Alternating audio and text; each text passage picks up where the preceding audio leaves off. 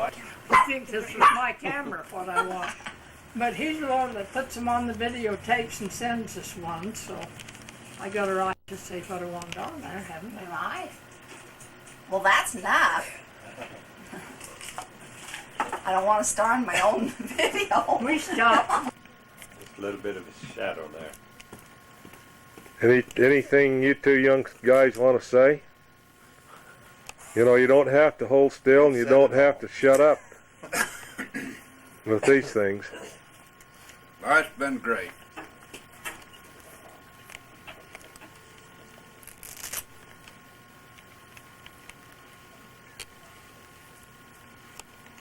Oh. The first mowing machine, they bought it. I think they started at our place, went down to the field, cut and raked the hay. Then they went to, I don't think Uncle Dan had a place down in the field. You know, down on the desert where they get irrigation water. Then he went to Uncle Dode's. Don't know whether Uncle Bess had one, but Uncle Arthur and Uncle Bess, they each had one. Alfalfa field. They'd take this mower and rake and put up the hay in piles. And after the hay had dried, they had to get their old hay racks, and horses and wagons, and haul up to their place to feed their animals during the winter. And they got, I don't know where they got the idea from when they built all these silos. Well, they planted corn, fill them, but built the silos. I rode the horse when they built ours to hoist a 5-gallon bucket of concrete. They just dump it down in the farm, and I'd have to back up the horse to let the bucket down to get another 5-gallon bucket of concrete. The old hay racks, they could cut the corn and put it on that and haul it to the silage cutter, we called it. And they would chop it up, blow it up over into over the top and into the silo. Did that for 10 years, I guess. All of it was dry farm. And then I can remember every spring they'd get together up the ranch and they'd order new parts and get everything greased up, the mower and the rake, so they could cut their alfalfa and cut the corn. Cut the corn with a hoe. They had a regular old garden hoe that they used to hold weeds with. They'd cut the handle about that long and put a strap on it and around your wrist to hoe the corn, and you'd have to stack the corn up. And sort of make a bundle about that big around. And then when it got dry, well, they didn't wait for that to get dry. They kind of liked it to go green. Blowed it into these silos. Made real good feed for cows.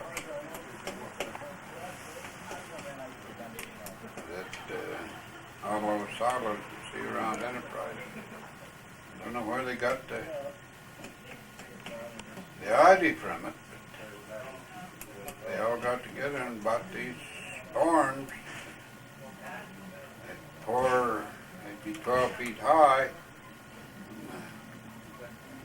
not 12 feet, but 4 foot high, and they'd pour that 12-foot high piece, let it sit overnight, and come the next morning and raise it up. They had a big pole in the middle of the silo that they built a scaffold on to raise it up.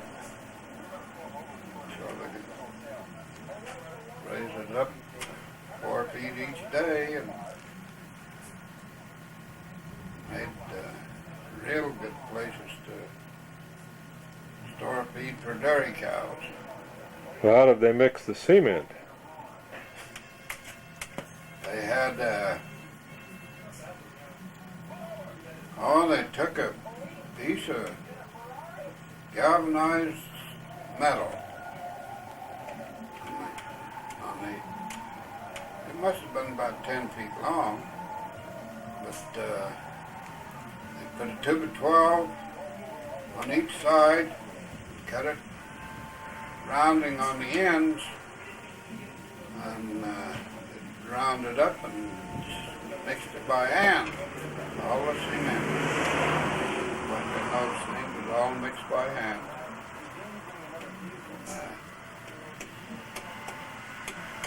That whole, well, I remember most everybody at Grumpin Brothers had one, because always one to mix their cement, to do dams and ditches or something to slow the water down.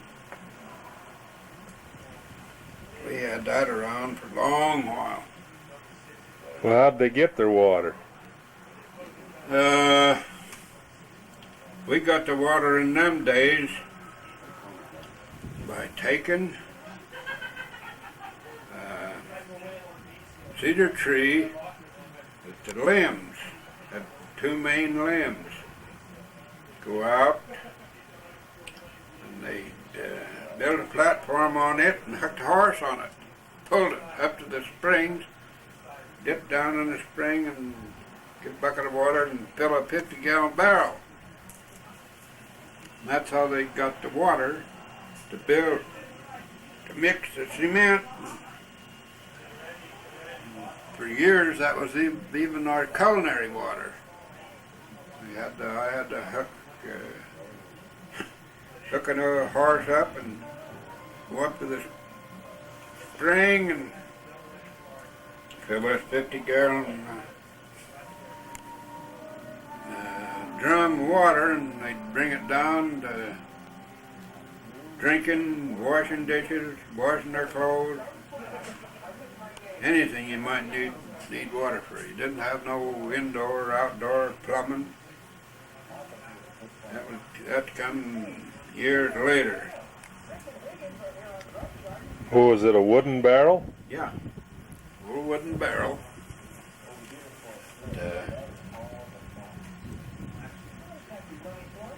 They used they had to keep it soaked up all the time. If it ever dried out, why, it'd come to pieces. So you had to have water in it all the time. Well, after they got done with that, how'd they get their water? Well, they eventually, each of them dug a trench from their place. Ours is, it was about, maybe not quite a half mile from our house up to the spring. And, dug a trench. Some places they had to dig it about 12 feet deep. Get the right slope so the water'd run down to your house. So it's just gravity pressure. Gravity flow. Yeah. I remember one time when I went up to, hooked up the horse, went up, and I can remember we used this barrel for our culinary water, but once a day we had to get the cows and the horses and take them up to a trough to water them. I remember one time just got back with a barrel full of water and unhooked the horse and turned him loose, and next thing I knew he had his head in a barrel of water drinking. I had to scare him away, then get them all together and drive him up there to water him. That's the way we had to. When did he start raising turkeys? Oh, that was years later. He first bought cows and had permit to run them on the forest. And then went into sheep, and all of them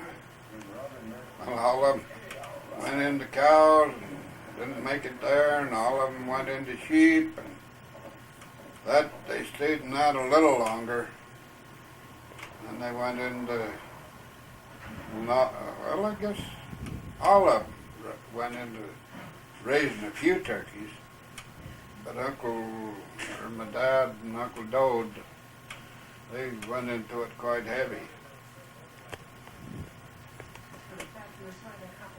Oh, now what was I going to say? Anyway, they went into turkey business, and finally had to build pens to keep the coyotes out of them. Had somebody sleep outside with them, that when the coyotes come and disturb them, they'd make quite a noise and wake you up. And you could either shoot a gun to scare them away or turn on a spotlight and see what was causing the disturbance. I remember Uncle Dode and Dad used to give me $5 a piece for each coyote. And I got pretty good at setting traps and catching the coyotes and bobcats. Give me a little spending money. It was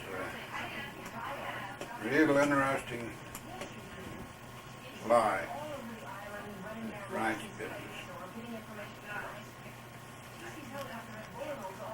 Now, what do you want to talk about next?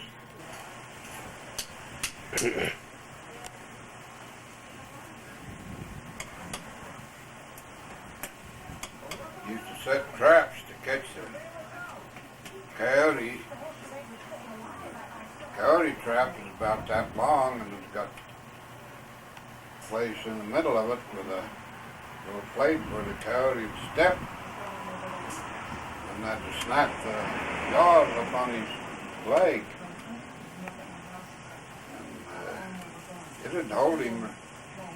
He couldn't get out. Well, it always broke the bone, and it was mentioned the coyote would die. So he had quite a trap line, and but if you wanted to catch a bobcat, all you had to do where they had the net wire fence, keep the turkeys in, where the net wire had a hole in it about like that. That's where you set a trap on the ground. Bobcat was dumb, he'd step in it. Whenever you caught a bobcat, you wanted to have a long, heavy stick to kill him. Dogs need to stick at least 6 feet long. You'd try to get up to him, and he'd jump and hit the end of that trap, and with all his claws and jaws waiting to get to you, you moved. No way was you gonna let him get his claws into you.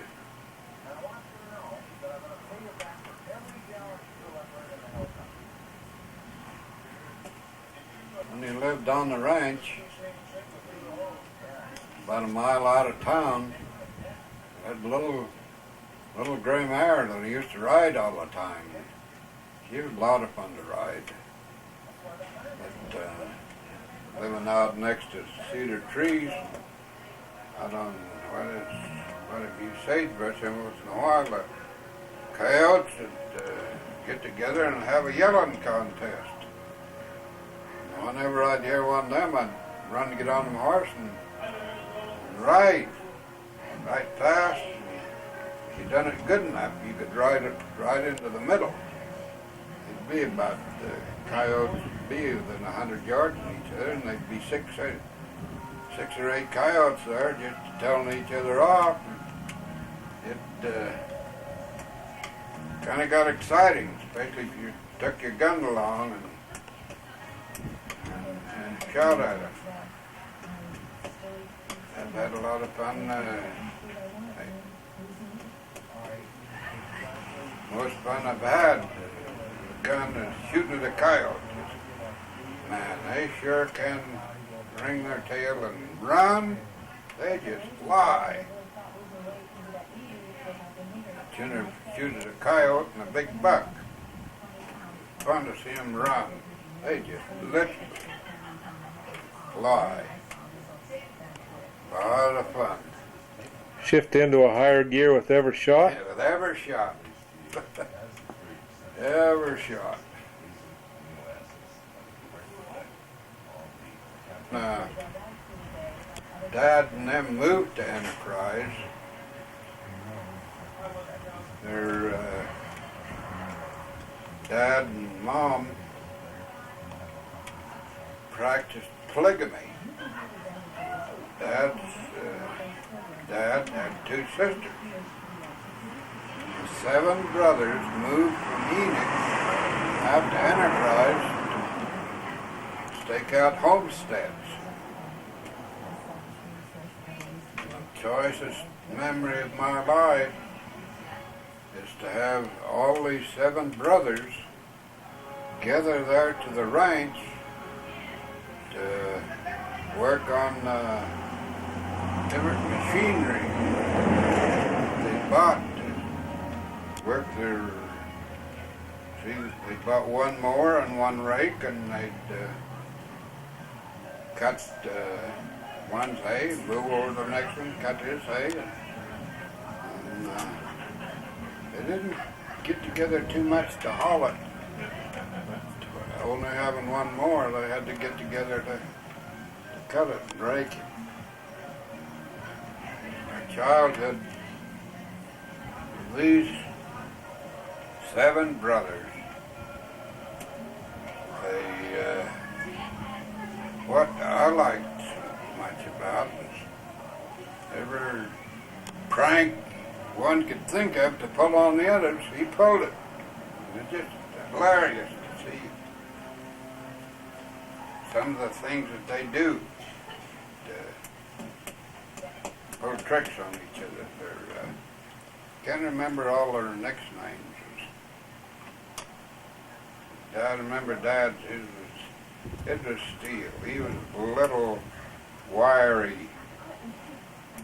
He was the smallest. Well, Uncle Dan was a little smaller than Dad. But they were all. Dad and Dan was the smallest, and they were real wiry individuals. Uncle Dode, he was heavier, and Uncle Fred was heavier, and Uncle Arthur. Uncle Bess was all heavier. As I grew up, never had a problem. Dad being a school teacher, he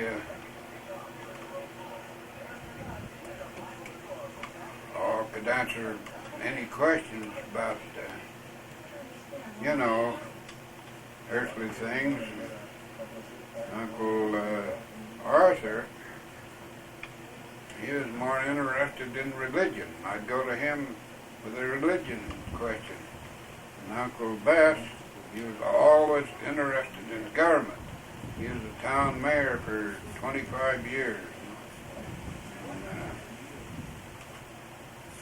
And, they were all could tell you stories that's real interesting to listen to. I don't know. You heard from No. Debbie when she called yesterday.